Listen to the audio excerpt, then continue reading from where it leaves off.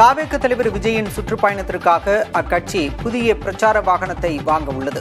தமிழக வெற்றிக் கழகத்தின் தலைவர் விஜய் விரைவில் தமிழ்நாடு முழுவதும் சுற்றுப்பயணம் மேற்கொள்ள உள்ளார். இதற்காக பிரத்யேகமாக புதிய பிரச்சார வாகனம் ஒன்று அக்கட்சி தலைமை அலுவலகத்திற்கு வரவழைக்கப்பட்டுள்ளது. ஸ்பீக்கர்கள் மற்றும் கண்காணிப்பு கேமராக்கள் பொருத்தப்பட்ட அந்த வாகனத்தை விஜய் நேரில் பார்த்த பிறகு வாங்க திட்டமிட்டுள்ளதாக கூறப்படுகிறது.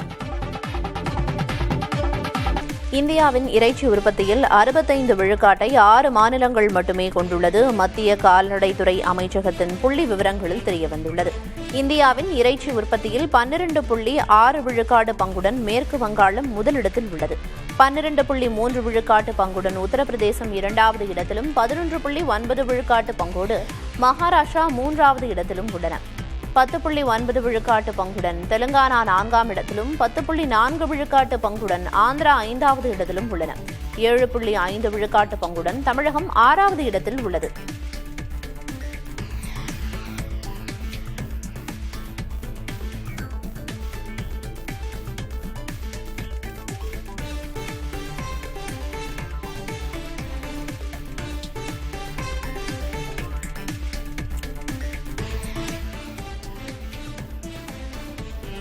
சென்னையில் மேகவெடிப்பு காரணமாக அதி கனமழை கொட்டியுள்ளது. வடசென்னை பகுதியான மணலி மற்றும் சுற்றுவட்டார பகுதிகளில் மேகவெடிப்பு காரணமாக பலத்த மழை பெய்துள்ளது. குறிப்பாக 3 இடங்களில் அதி கனமழை பதிவாகியுள்ளது. இது தொடர்பாக சென்னை வானிலை ஆய்வு மையம் வெளியிட்டுள்ள அறிக்கையில் அதிகபட்சமாக மணலியில் 27.1 சென்டிமீட்டர், மணலி புதுநகரில் 25.56 சென்டிமீட்டர், வெம்கோ நகரில் 22.86 சென்டிமீட்டர் மழை பதிவாகியுள்ளதாக தெரிவிக்கப்பட்டுள்ளது. கொரட்டூரில் 18.24 சென்டிமீட்டர், எண்ணூரில் 15 சென்டிமீட்டர், கத்திவாக்கத்தில் 13.65 சென்டிமீட்டர், திருவொற்றியூரில் 12.6 சென்டிமீட்டர் மழை பதிவாக உள்ளதாக வானிலை ஆய்வு மையம் தெரிவித்துள்ளது.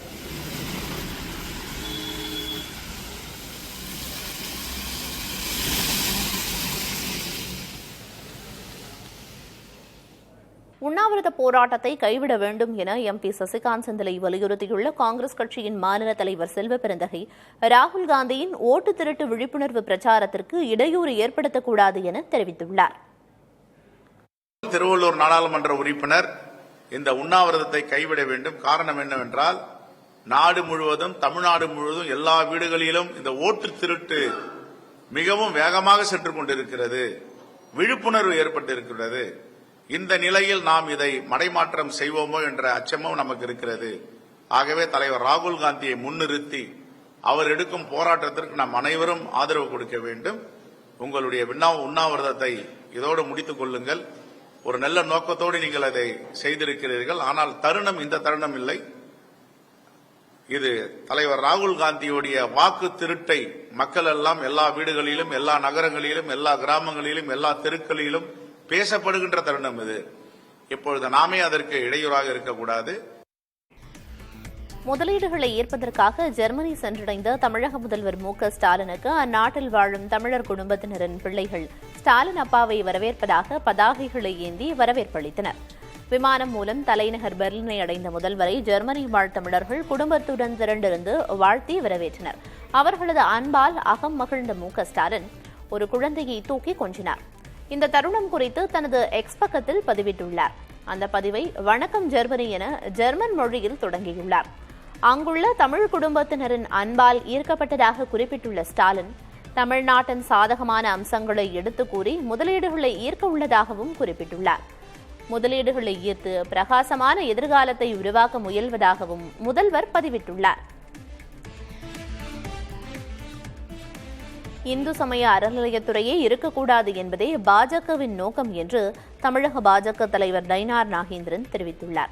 திருப்பூரில் இந்து முன்னணி சார்பில் நடைபெற்ற பிள்ளையார் சதுர்த்தி விழாவில் அவர் கலந்து கொண்டு பேசினார். அப்போது தமிழ்நாட்டில் 17,000 கோயில்களில் ஒருவேளை கூட பூஜை இல்லை என்றும், கோயில்களுக்கு சொந்தமான 1 லட்சம் ஏக்கர் நிலங்கள் மாயமாகிவிட்டதாக நயினார் நாகேந்திரன் குற்றம் சாட்டினார்.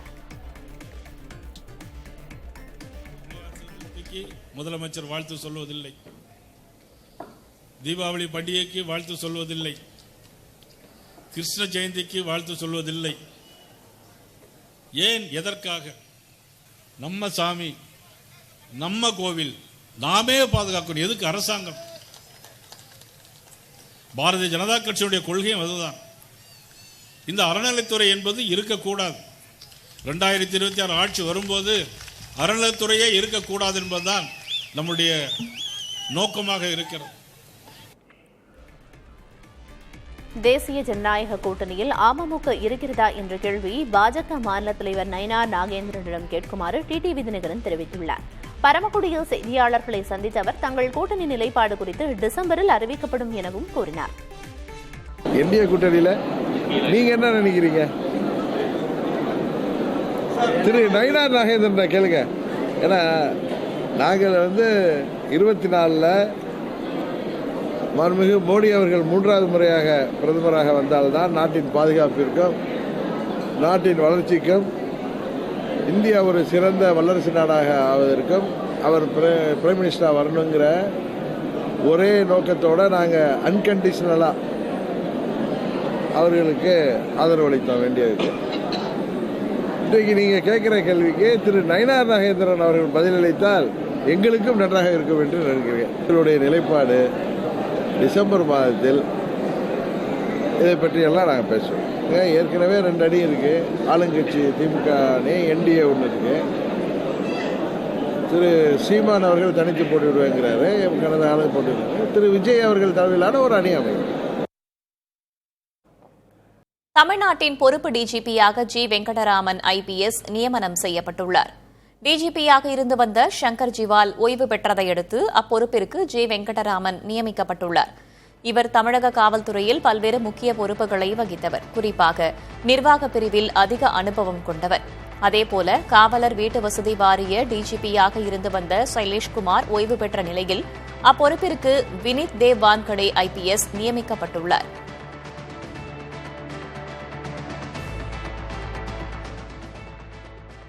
இனிவரும் செய்திகளை அடுத்தடுத்து தொடர்ந்து பார்க்கலாம். சென்னையில் டீ, காஃபியின் விலை நாளை முதல் உயர்கிறது. 12 ரூபாய்க்கு விற்கப்பட்டு வரும் டீ இனிமேல் 15 ரூபாய்க்கு விற்பனை செய்யப்படும் எனவும் 15 ரூபாய்க்கு விற்பனையாகும் காஃபி இனி 20 ரூபாய்க்கு விற்பனை செய்யப்படும் எனவும் டீ கடை வியாபாரிகள் சங்கம் அறிவித்துள்ளது. பால் விலை உயர்வு, காஃபி, டீ தூள்களின் விலை உயர்வு, போக்குவரத்து செலவு ஆகியவை அதிகரித்துள்ளதே இந்த விலை உயர்வுக்கு காரணம் என்று அச்சங்கம் கூறியுள்ளது. சென்னையில் 3 ஆண்டுகளுக்கு பிறகு டீ, காஃபி விலை உயர்வது குறிப்பிடத்தக்கது.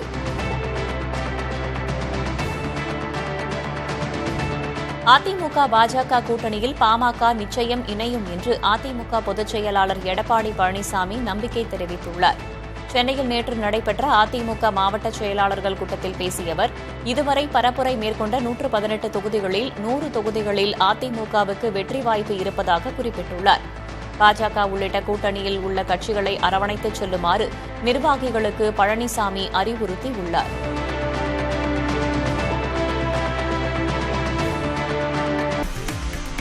காஷ்மீரில் மழை தொடர்வது மீட்பு மற்றும் நிவாரணப் பணிகளை மேலும் சிக்கலாக்கியுள்ளது. ஜம்மு ஸ்ரீநகர் நெடுஞ்சாலையின் ஒரு பகுதி தொடர்ந்து 6வது நாளாக மூடப்பட்டுள்ளது. பல பகுதிகளில் மண் சரிவு அடுத்தடுத்து ஏற்பட்ட நிலையில் அதை சீர்படுத்தும் பணி மழை காரணமாக முடங்கியுள்ளதாக கூறப்படுகிறது. ஜம்மு உதம்பூர் பகுதியில் தொடர் மழை காரணமாக இயல்பு வாழ்க்கை பாதிக்கப்பட்டுள்ளது.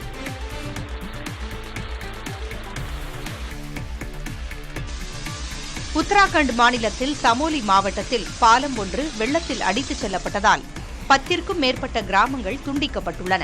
பத்ரிநாத் தேசிய நெடுஞ்சாலையில் மண் சரிவு மற்றும் பாறைகள் நிறைந்திருப்பதால் போக்குவரத்து மூடப்பட்டுள்ளது.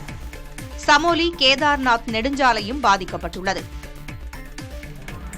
பஞ்சாப் மாநிலமும் வெள்ளத்தின் பிடியில் சிக்கித் தவிக்கிறது. பத்தான்கோட், குர்தாஸ்பூர், கபூர்தலா, அமிர்தசரஸ் போன்ற பகுதிகள் அதிக அளவு பாதிக்கப்பட்டுள்ளன. தேசிய மற்றும் மாநில பேரிடர் மீட்புப் படையினர் மீட்புப் பணிகளில் தீவிரம் காட்டி வருகின்றனர்.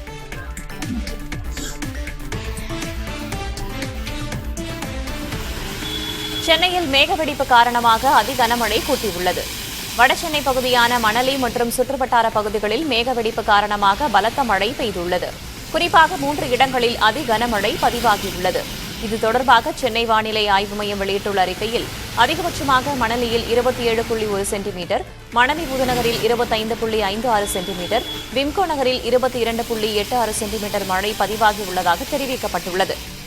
கொரட்டூரில் 18.24 சென்டிமீட்டர், எண்ணூரில் 15 சென்டிமீட்டர், கத்திவாக்கத்தில் 13.65 சென்டிமீட்டர், திருவொற்றையூரில் 12.6 சென்டிமீட்டர் மழை பதிவாகியுள்ளதாக வானிலை ஆய்வு மையம் தெரிவித்துள்ளது.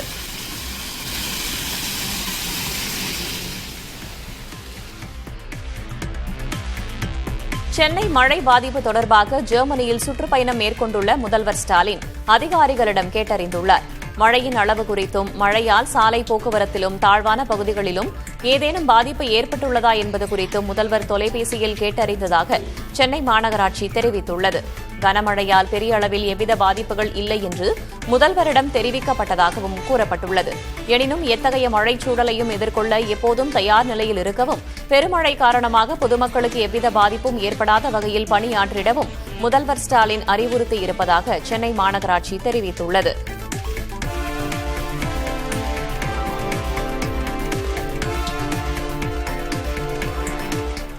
தமிழக சட்டம் ஒழுங்கு பொறுப்பு டிஜிபியாக ஜி வெங்கடராமன் பொறுப்பேற்றுக் கொண்டுள்ளார்.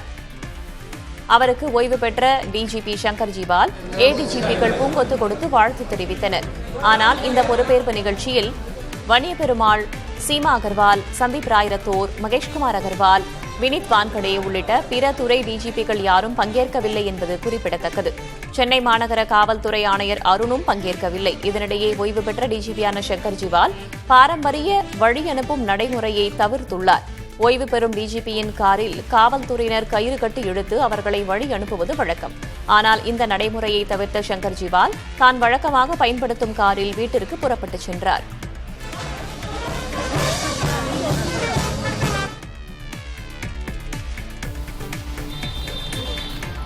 சென்னையில் விநாயகர் சிலை ஊர்வலத்திற்காக சாலைகளில் இருக்கும் மசூதிகளுக்கு நூதன முறையில் காவல்துறையினர் தடுப்பு அமைத்திருப்பது பேசுபொருளாகி உள்ளது.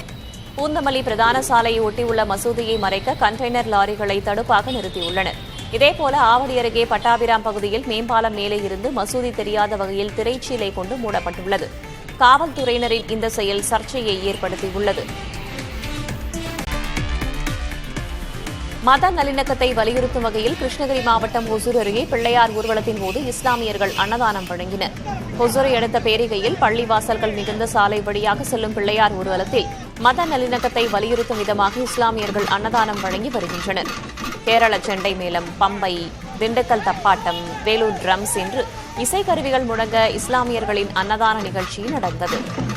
இரு நாடுகளும் நண்பர்களாக இருப்பதே சிறந்த முடிவு என பிரதமர் மோடியிடம் சீன அதிபர் ஷி ஜின்பிங் தெரிவித்துள்ளார். எல்லை பிரச்சினைகள் இரு நாடுகளின் உறவை முடிவு செய்ய அனுமதிக்கக்கூடாது என்றும் அவர் கூறியுள்ளார். ஷாங்காய் ஒத்துழைப்பு மாநாட்டில் பங்கேற்க சீனா சென்றுள்ள பிரதமர் மோடி அந்நாட்டு அதிபர் ஷி ஜின்பிங்கை சந்தித்து பேசினார்.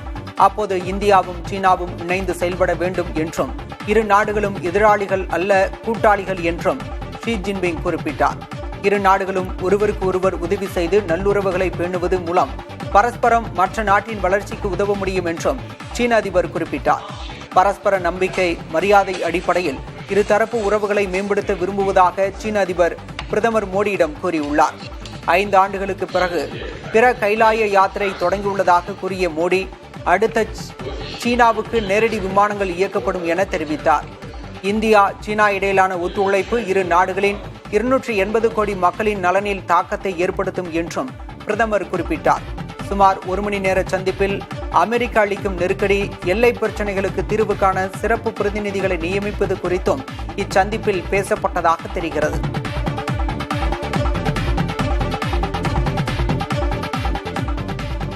சீனாவுடன் நட்புறவை மேம்படுத்துவது மூலம் அந்நாட்டின் எல்லை அத்துமீறல்களை பிரதமர் மோடி ஏற்றுக்கொள்கிறாரா என்று காங்கிரஸ் கட்சி வினவியுள்ளது.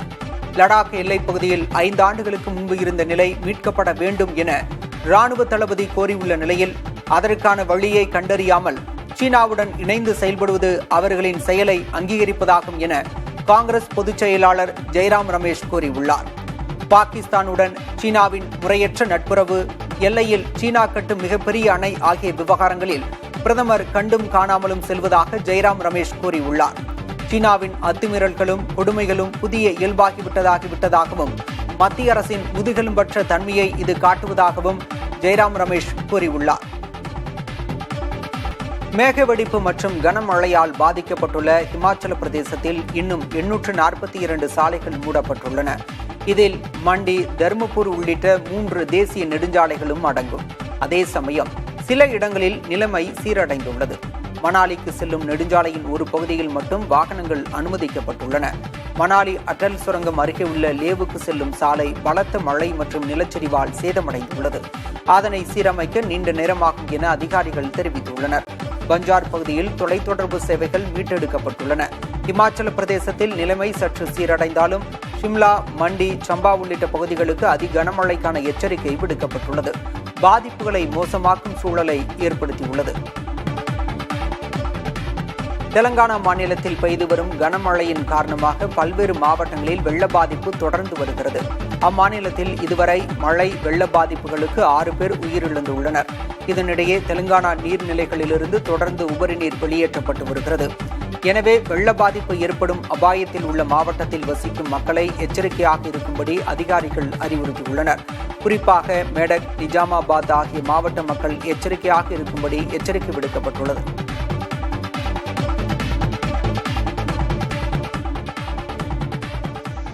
உத்தராகண்டில் ஏற்பட்ட வெள்ளத்தில் சாலை அடித்துச் செல்லப்பட்டதால் பல்வேறு கிராமங்கள் துண்டிக்கப்பட்டுள்ளன.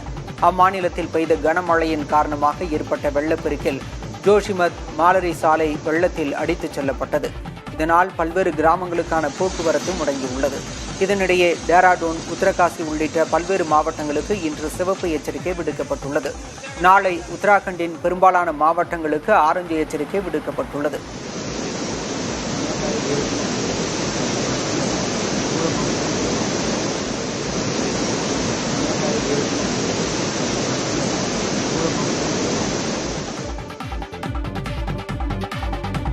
சென்னையில் மேகவெடிப்பு காரணமாக அதி கனமழை கொட்டியது. வடசென்னை பகுதியான மணலி மற்றும் சுற்றுவட்டார பகுதிகளில் மேகவெடிப்பு காரணமாக பலத்த மழை பெய்துள்ளது. குறிப்பாக 3 இடங்களில் அதி கனமழை பதிவாகியுள்ளது.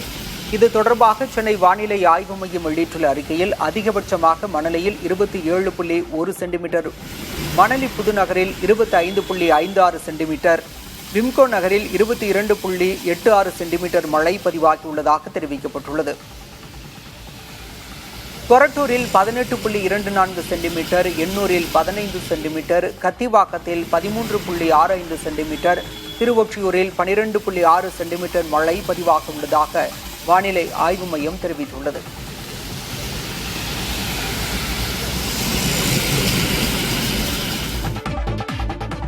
திருவள்ளூர் மாவட்டம் திருவேற்காடு அருகே கனமழையால் தொழிற்சாலைகள் மற்றும் வீடுகளில் வெள்ளம் புகுந்துள்ளது. வேலப்பன் சாவடியிலிருந்து நூம்பல் செல்லும் பிரதான சாலை கனமழையால் நீரில் மூழ்கியுள்ளது. அப்பகுதி குடியிருப்புகள் மற்றும் தொழிற்சாலைகளுக்குள் கழிவுநீரோடு கலந்து மழைநீர் புகுந்துள்ளது. இதனால் பொதுமக்கள் கடும் அவதியடைந்துள்ளனர். பருவ மழைக்காலம் தொடங்குவதற்கு முன்பாக நூம்பல் பிரதான சாலையை சீரமைத்து கழிவுநீர் வெளியேற வழிவகை செய்ய வேண்டும் என அப்பகுதி மக்கள் கோரிக்கை விடுத்துள்ளனர்.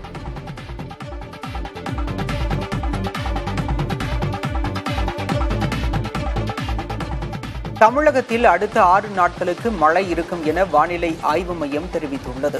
நீலகிரி, கோவை மாவட்ட மலைப்பகுதிகளுக்கு கனமழை எச்சரிக்கை விடுக்கப்பட்டுள்ளது. தமிழகம், புதுச்சேரி, காரைக்காலில் இடிமின்னலுடன் மழை பெய்யக்கூடும் என்றும் 30 முதல் 40 கிலோமீட்டர் வேகத்தில் பலத்த காற்று வீசக்கூடும் எனவும் வானிலை ஆய்வு மையம் தெரிவித்துள்ளது. சென்னையை பொறுத்தவரை நகரின் ஒரு சில பகுதிகளில் இடிமின்னலுடன் கூடிய மழை பெய்யலாம் என்றும் குறிப்பிடப்பட்டுள்ளது.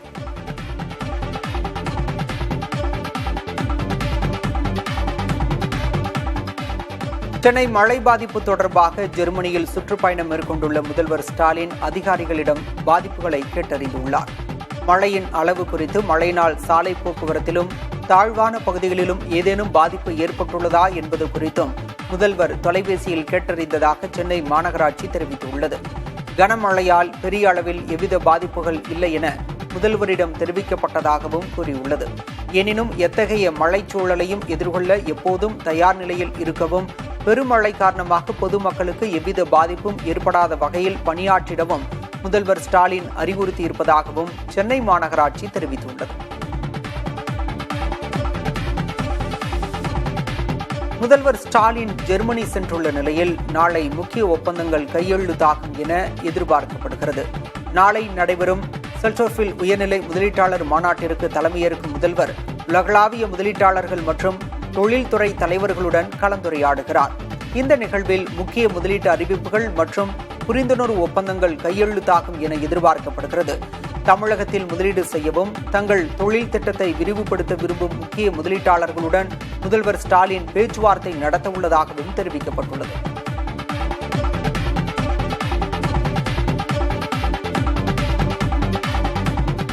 ஆயத்த ஆடை தொழிலில் ஏற்பட்டுள்ள தொய்வை போக்க திமுக அரசு உடனடியாக ஆக்கப்பூர்வமான நடவடிக்கைகளை எடுக்க வேண்டும் என அதிமுக பொதுச் செயலாளர் எடப்பாடி பழனிசாமி வலியுறுத்தியுள்ளார்.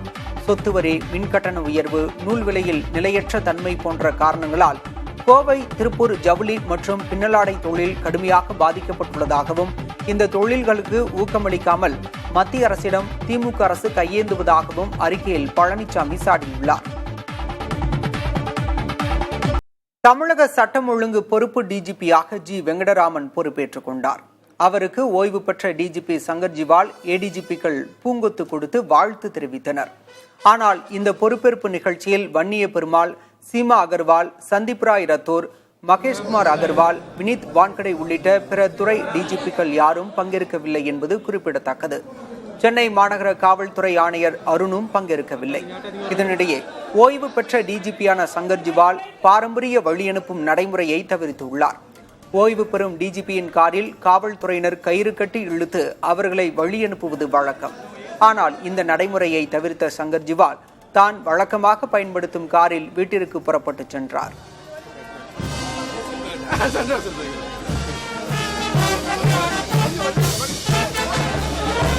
இருபத்தைந்தாயிரம் வாக்காளர்களுக்கு ஒரு ஒன்றிய செயலாளரை நியமிக்க தமிழக வெற்றிக் கழகம் முடிவு செய்துள்ளது.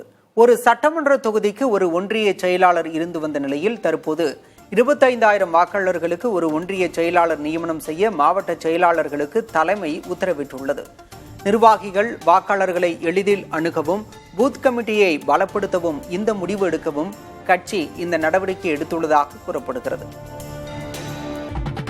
மதுரையில் நடைபெறவிருந்த அதிமுக தொண்டர்கள் உரிமை மீட்பு குழுவின் மாநில மாநாடு ஒத்திவைக்கப்படுவதாக அறிவிக்கப்பட்டுள்ளது. இது தொடர்பாக ஓ பன்னீர்செல்வம் வெளியிட்டுள்ள அறிக்கையில், மதுரையில் செப்டம்பர் 4ஆம் தேதி அதிமுக தொண்டர்கள் உரிமை மீட்பு குழுவின் மாநில மாநாடு நடத்த திட்டமிட்டிருந்ததாகவும், ஆனால் உயர்மட்ட குழு ஆலோசனையின்படி மாநாடு ஒத்திவைக்கப்படுவதாகவும் தெரிவிக்கப்பட்டுள்ளது. பீகார் முன்னாள் துணை முதலமைச்சருமான தேஜஸ்வி யாதவ் தன்னை இந்தியா கூட்டணியின் பீகார் முதலமைச்சர் வேட்பாளராக அறிவித்துள்ளார். காங்கிரஸ் மூத்த தலைவர் ராகுல் காந்தி தேஜஸ்வி யாதவின் அறிவிப்பு குறித்து எந்த கருத்தையும் தெரிவிக்காததால் இது கூட்டணியில் ஒருதலை பட்சமான முடிவா என்ற கேள்வியை எழுப்பியுள்ளது. அதே சமயம் சமாஜ்வாதி கட்சி தலைவர் அகிலேஷ் யாதவ் தேஜஸ்வி யாதவின் முடிவுக்கு ஆதரவு தெரிவித்துள்ளார்.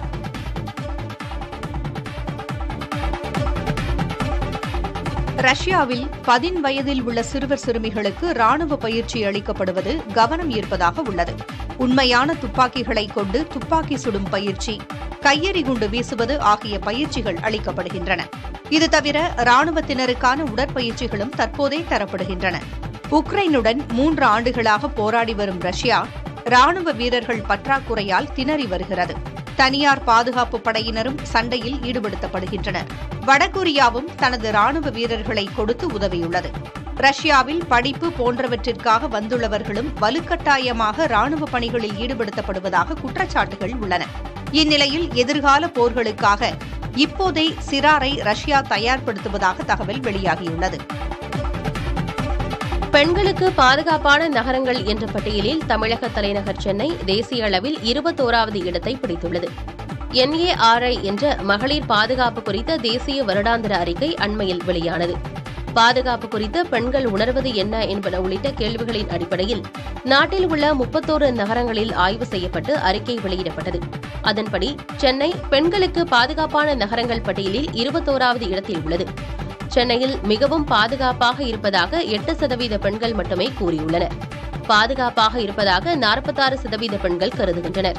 மொத்தத்தில் 54% பெண்கள் மட்டுமே சென்னை பாதுகாப்பான நகரம் என்று நம்புகிறார்கள். இது தேசிய சராசரியான 60 விழுக்காட்டை விட குறைவு. 11% பெண்கள் சென்னை பாதுகாப்பற்றதாகவும் 3% பெண்கள் மிகவும் பாதுகாப்பற்றதாகவும் உணர்கின்றனர். பாதுகாப்பான நகரங்கள் பட்டியலில் நாகாலாந்தின் கொஹிமா முதலிடத்திலும் ஆந்திராவின் விசாகப்பட்டினம் 2ஆம் இடத்திலும் உள்ளன. நல்லிணக்கத்தை வலியுறுத்தும் வகையில் கிருஷ்ணகிரி மாவட்டம் ஓசூர் அருகே பிள்ளையார் ஊர்வலத்தின் போது இஸ்லாமியர்கள் அன்னதானம் வழங்கினர். ஓசூரை அடுத்த பேரிகையில் பள்ளி வாசல்கள் மிகுந்த சாலை வழியாக செல்லும் பிள்ளையார் ஊர்வலத்தில் மத நல்லிணக்கத்தை வலியுறுத்தும் விதமாக இஸ்லாமியர்கள் அன்னதானம் வழங்கி வருகின்றனர். கேரள செண்டை மேளம், பம்பை, திண்டுக்கல் தப்பாட்டம், வேலூர் ட்ரம்ஸ் என இசைக்கருவிகள் முழங்க இஸ்லாமியர்கள் அன்னதான நிகழ்ச்சியை நடத்தினர்.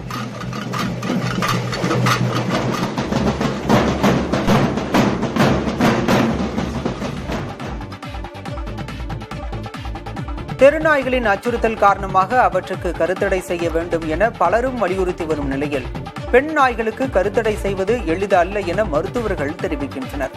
கருத்தடை அறுவை சிகிச்சை செய்வதால் புற்றுநோய் வரும் வாய்ப்பு குறைவதாக தெரிவிக்கும் மருத்துவர்கள், அதே நேரம் உட்புற அறுவை சிகிச்சை என்பதால் கீறல் இடத்தில் தொற்று அபாயம் ஏற்படலாம் என கூறுகின்றனர். எனவே முறையாக பராமரிப்பது அவசியம் என எச்சரிக்கை விடுத்துள்ளனர்.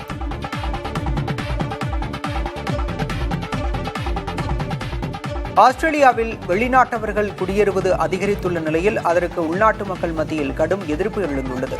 இதன் ஒரு பகுதியாக சிட்னியில் மிகப்பெரிய ஆர்ப்பாட்டம் நடைபெற்றது. இதில் சுமார் 7000 பேர் பங்கேற்றனர்.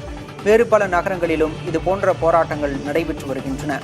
ஆஸ்திரேலிய மக்களில் பாதி பேர் வெளிநாட்டில் பிறந்தவர்களாக உள்ளனர் அல்லது அவர்களது பெற்றோர் வெளிநாட்டினராக இருக்கும் நிலை உள்ளது. இந்நிலையில் வெளிநாட்டவர் குடியேற்றத்தை குறைக்க உள்நாட்டவர் மத்தியில் குரல் எழுந்துள்ளது.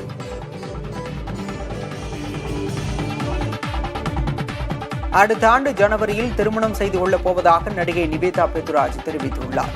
சமீப காலமாக சினிமாவிலிருந்து விலகியிருந்த நடிகை நிவேதா பெத்துராஜ் தொழிலதிபர் ரஜித் இஃப்ரானுடன் எடுத்துக்கொண்ட புகைப்படங்களை வெளியிட்டு தனது காதலை உறுதிப்படுத்தியுள்ளார். அதனைக் கண்டு ரசிகர்கள் பலரும் அவருக்கு வாழ்த்துக்களை தெரிவித்துள்ளனர். இந்நிலையில் அவர்களின் நிச்சயதார்த்தம் வரும் அக்டோபர் மாதம் நடைபெற இருப்பதாகவும் அதில் நெருங்கிய நண்பர்கள் மட்டுமே கலந்து கொள்வார்கள் என்றும் நிவேதா பெத்துராஜ் தெரிவித்துள்ளார். அமெரிக்காவின் 50% வரி விதிப்பின் காரணமாக தமிழகத்தில் பனியன் நிறுவனங்கள் மூடப்படும் அபாயத்திற்கு தள்ளப்பட்டுள்ளன.